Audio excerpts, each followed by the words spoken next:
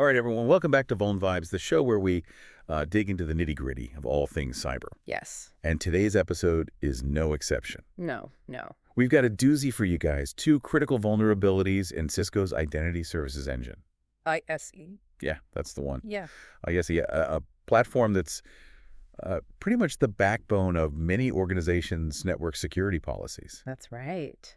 So when ISE has a vulnerability, Yeah. it's kind of a big deal. Oh, yeah.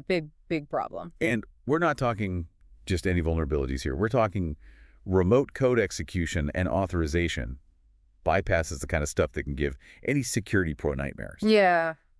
So to help us break this down, we have an amazing expert with us today. Hi. So let's dive right in and unpack these vulnerabilities, starting with the first one, CVE-2025-20124. All right. Which leverages insecure Java deserialization. Yes. I mean, that sounds pretty technical, but can you explain it in a way that even I can understand? Sure. So imagine you have a software update process, right? Right. And you think you're getting a nice, safe update. Right. But hidden inside is actually malicious code. Oh, like a Trojan horse. Exactly like a Trojan Yeah. horse. So instead of getting a performance boost, Yeah. you're actually giving attackers the keys to the kingdom. So they can basically take control of the system. Exactly. They can craft these malicious Java objects, sneak them into the vulnerable API. And bam, they're in. They're in running their own code on your system. Wow. And this can all be done remotely. That's the scariest part. It can be exploited from anywhere in the world. That's a pretty terrifying thought. I mean, we always talk about patching being critical, but this feels like a never-ending battle. It does, doesn't it? Hmm. It's like playing whack-a-mole. Exactly. I mean, is this a sign of some deeper issue? Well, it does raise some important questions. I mean, insecure deserialization has been a known problem for a while now, Right. but it keeps coming up.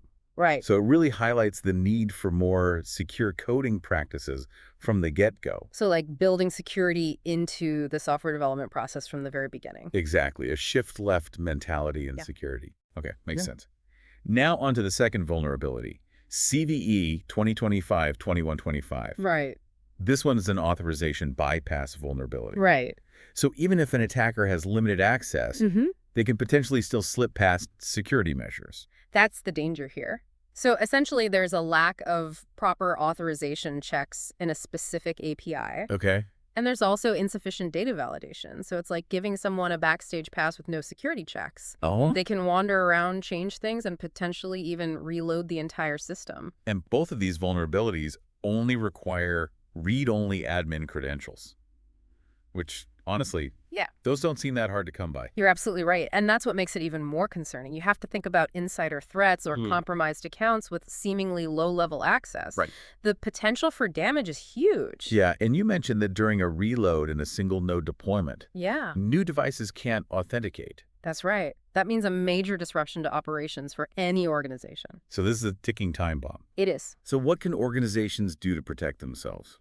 Well, the good news is that Cisco has released software updates to patch these vulnerabilities. So patching is priority number 1. Absolutely. There's no workaround for these specific issues. Got it. So drop everything and patch. Exactly. And even though Cisco hasn't reported any public exploitation yet, we know that attackers are always looking for opportunities like this. So assume they're already trying to exploit this. Right. Okay, so patching is crucial. Yes. But what about the bigger picture here?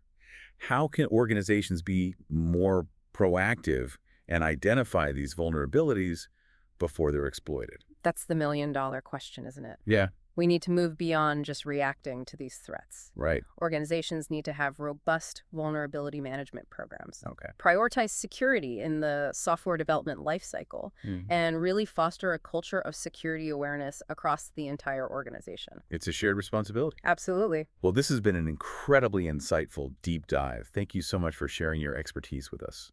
You got it. And to all our listeners out there, stay patched, stay informed, and as always, stay curious. Yeah. You can find links to Cisco's advisories and more resources in the show notes. Catch you next time on Vuln Vibes. See you.